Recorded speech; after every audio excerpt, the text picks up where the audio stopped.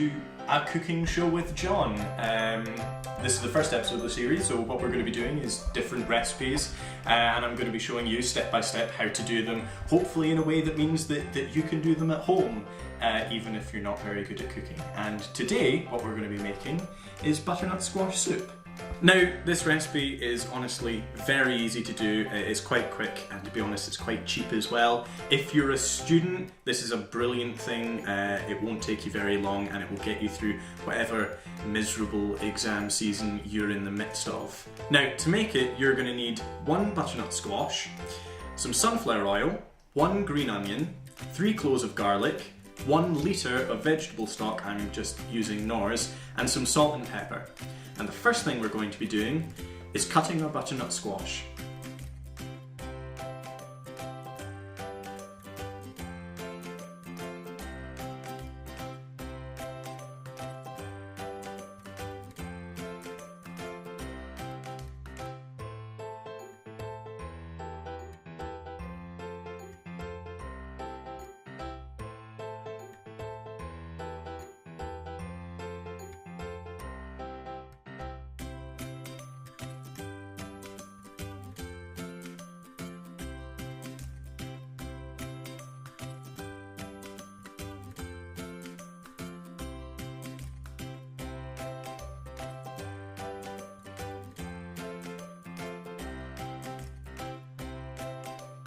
Now, after you've done that and you've got some lovely peeled butternut squashes, it's probably a good time to turn your oven on to about 200 degrees Fahrenheit. No, 200 degrees Celsius, which is some other numbers in Fahrenheit and another number in gas mark.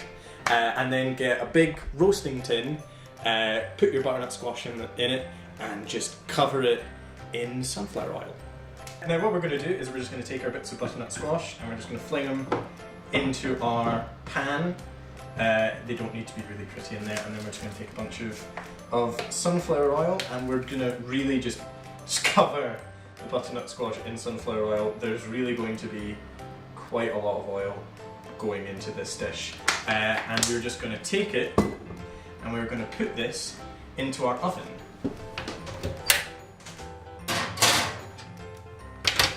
And we're going to leave it there for between 20 and 30 minutes, turning every 10. Now at this point, it's probably a good idea to boil a kettle, partly because we need a litre of vegetable stock, partly because I want a cup of tea.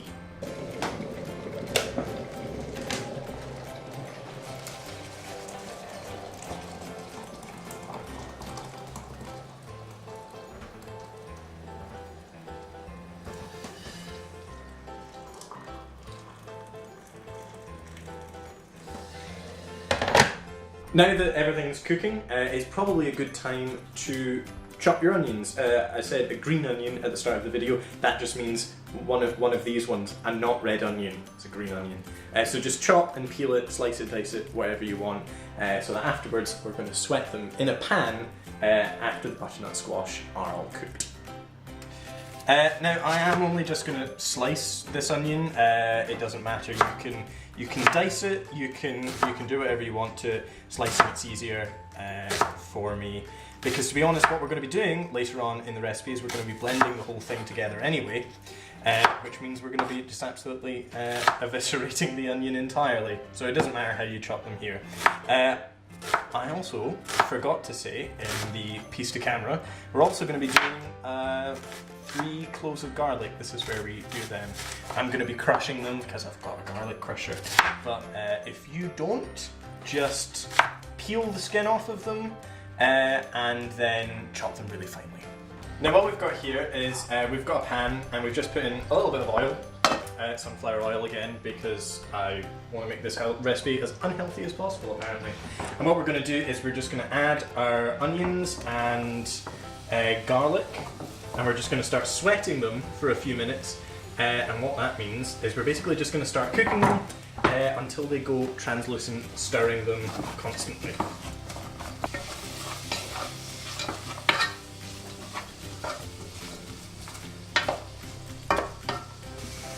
Around about this time, it's probably a good idea, if you've done this right, to take out your butternut squash. It'll probably be done by now. So I'm just going to do that. No! Oh my! Oh, it's getting a little. Just going to check if it's cooked. And these, oh, yeah, that's cooked. Let's see, it's really, really soft, so that's that. Absolutely fine and done. And once you sufficiently sweated the onions, what we're going to do is we're going to add the bits of butternut squash to the pan as well as our vegetable stock, throw in a bit of salt and pepper and simmer for about 20 minutes before we blend. Right, by about now I would say that these onions are sufficiently sweated. As you can see, they're a lot softer than they were when they went in, and they've begun to go translucent. So it's a good idea to now add your vegetable stock. Get it.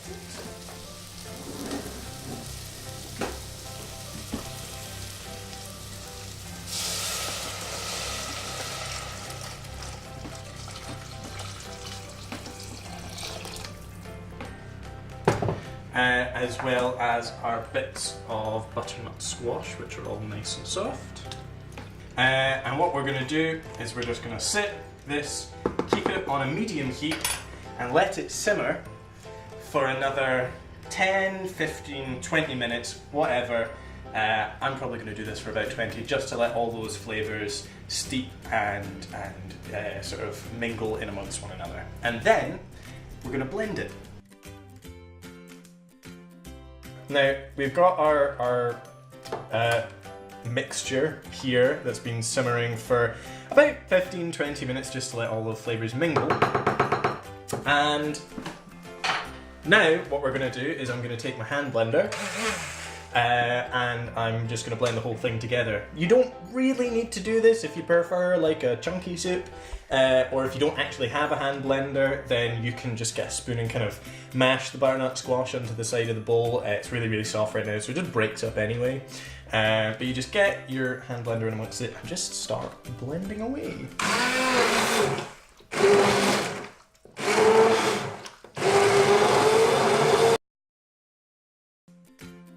And here we have it, our finalised roast butternut squash soup.